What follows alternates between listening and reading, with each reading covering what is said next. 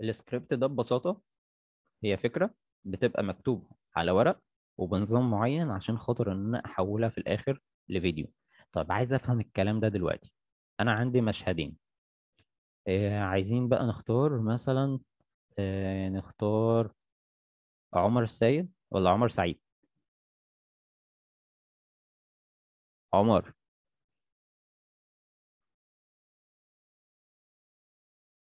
جو البسيم معلق ده يا شباب مش هينفع معانا، ها؟ طيب خلينا نختار شاهندة.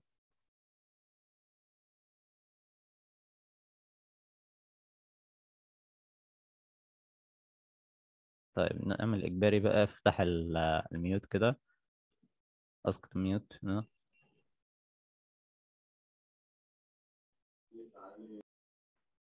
ايوه رمضان صح.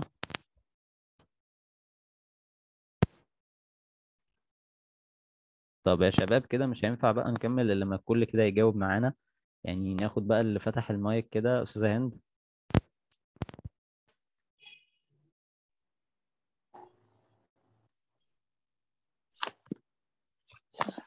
احنا المفروض يا باشمهندس نوصف يعني الصورتين دول. اه بس هو المفروض لازم اشوف مين اللي مركز ومين اللي فاتح بس الزوم، يعني فاهم قصدي؟ لازم كله يجاوب بقى.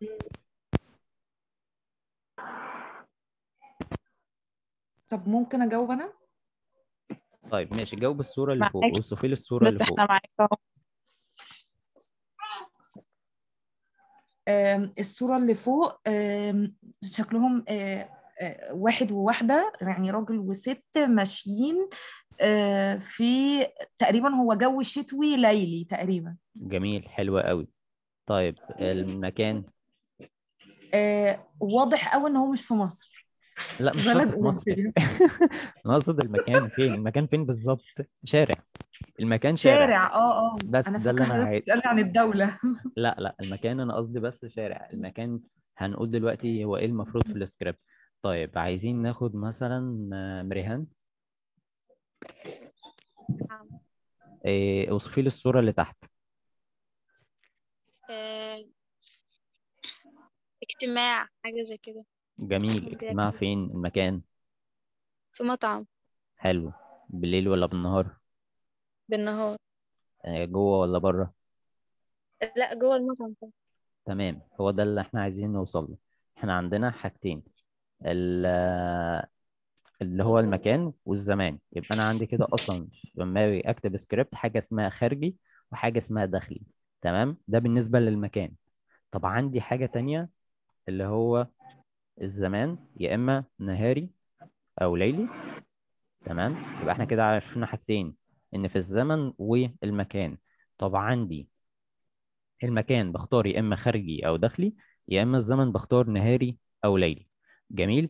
طيب عايزين مثلا الصورة دي بقى، مين هيوصف لنا الصورة دي؟ نختار نور تامر. آه، ده تمام. فيلم بيبو وبشير. إيه؟ اه فيلم بوبي فيلم وبشير، بيبو هو وبشير. بالظبط. اللي هو بتاع الله، هي بالظبط بتاع الله. ايوه، ده في القطر. جميل. طيب نور بقى تقول لنا، اوصف لنا المشهد ده. احنا قلنا بنوصفه يا اما مكان والزمان بتاعه. الصبح جميل، فين؟ وجوه جوه، حلو داخل قوي. حلو، المكان بقى فين؟ في القطر. حلو قوي. جميل كده زي الفل. هنا قلنا المشهد ده وصفه خارجي، ليلي، ممشى او طريق. تمام. تمام. هنا قلنا مطعم، داخلي، وايه، نهاري. طيب مين تاني؟ ايوه المزيكا شغاله عنده تقريبا، ده رمضان ولا مش؟ المهم جهاد. انا أو ايوه، بمناسبه المزيكا اللي اشتغلت، الصوره دي ايه؟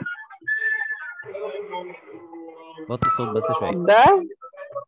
ده ده صورة، ده صوت المولد النبوي تحت البيت، احتفال. اه مش تمام. مش مم. مش طيب. تسجيل. طيب خلاص، اوصف لنا بسرعه. طيب المكان ده ايه؟ المكان ده عبارة عن ايه؟ عن انشاءات هندسية، صح؟ تمام، المكان احنا قلنا بنوصف المكان داخلي او خارجي. مكان كوبري. تمام، اللي هو آه خارجي. شارع خارجي، في خارجي، شارع او في تمام. طريق كوبري. تمام. الفترة الزمنية بتاعت طريق ايه، عايم. بالليل ولا بالنهار؟ نهاري نهاري. بالظبط كده، حلو قوي. طيب هنعمل ميوت بس عشان الصوت. أستاذة منى رسلان. ايوه. المشهد اللي بعده، الصورة اللي بعده، اوصف لنا المشهد ده، مكان وزمان. مم. ليلي داخلي. جميل، حلو قوي. المكان غرفة، تمام. يبقى مم. احنا كده ده اللي احنا بنكتبه بالنسبة للسكريبت. هنعمل ميوت بقى كلنا، نقوم داخلين هنا كده، تمام. يبقى احنا في السكريبت اول حاجة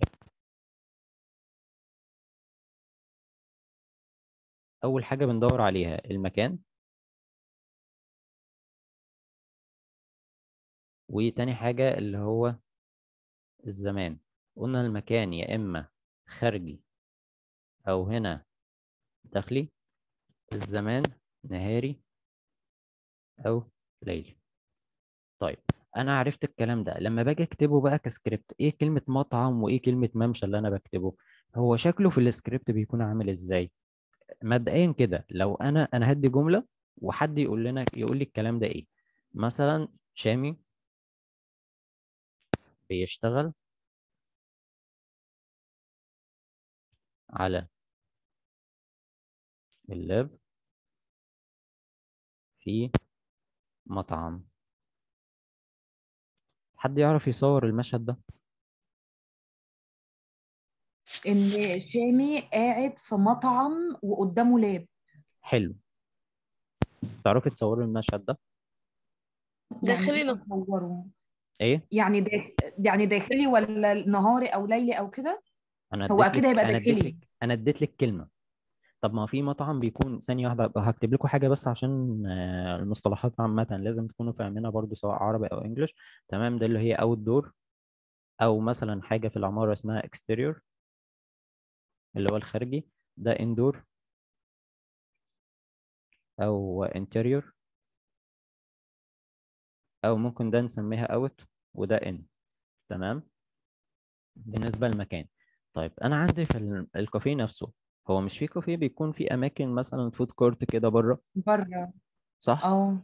طب ما ممكن أنا اه. قاعد بشتغل على اللاب في مطعم بس قاعد بره. انا عرفت من الجمله دي، الجمله اللي قدامي دي عرفت منها هي جوه ولا بره. انا عرفت الفعل او إن انا هصور ايه عرفته، تمام. لكن انا دلوقتي عندي مشكله، انا ما اعرفش المكان ولا الزمان.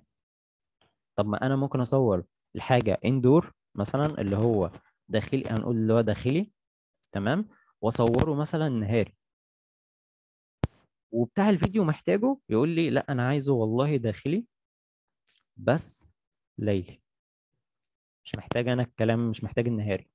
طب انا انا كده عرفت حاجه. يبقى المفروض لازم عشان اختار الحاجه لازم بقوم كاتب قبلها، يعني اقول مثلا شامي ايا كان بقى اللي هو بيعمله، ايا كان الفعل اللي بيعمله هنا في الكافيه او المطعم، بكتب هنا مثلا لو انا هكتب داخلي يبقى جوه المطعم، هكتب اسم التفصيله بتاعه المكان يبقى داخلي مطعم، تمام، نهاري.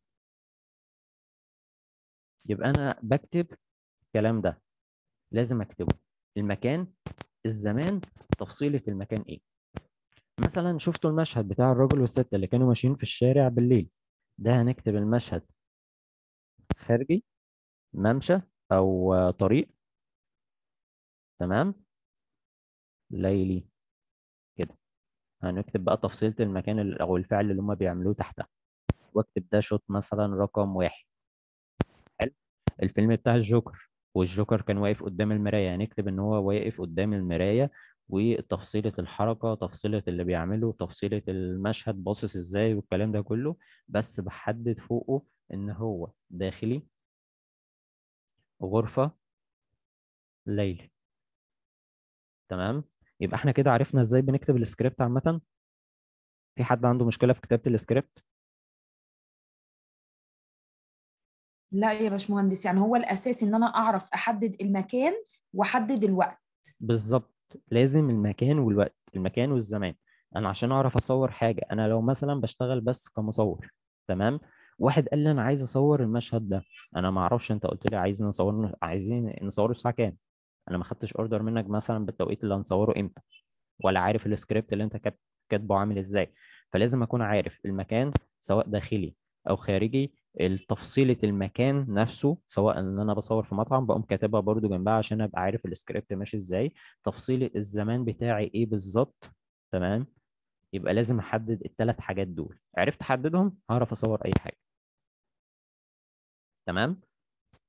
تمام. بعد كده بكتب بقى تحت الكلام ده، بكتب بقى الجملة اللي أنا هكتبها، مثلا اللي هو محمد واقف قدام المراية أو واقف قدام الكاميرا بيتكلم على مثلا ريفيو للابتوب جديد مثلا، بيشرح الكلام ده. فأنا فهمت كده إن أنا بصور الحاجة دي فين وبشرح إيه منها.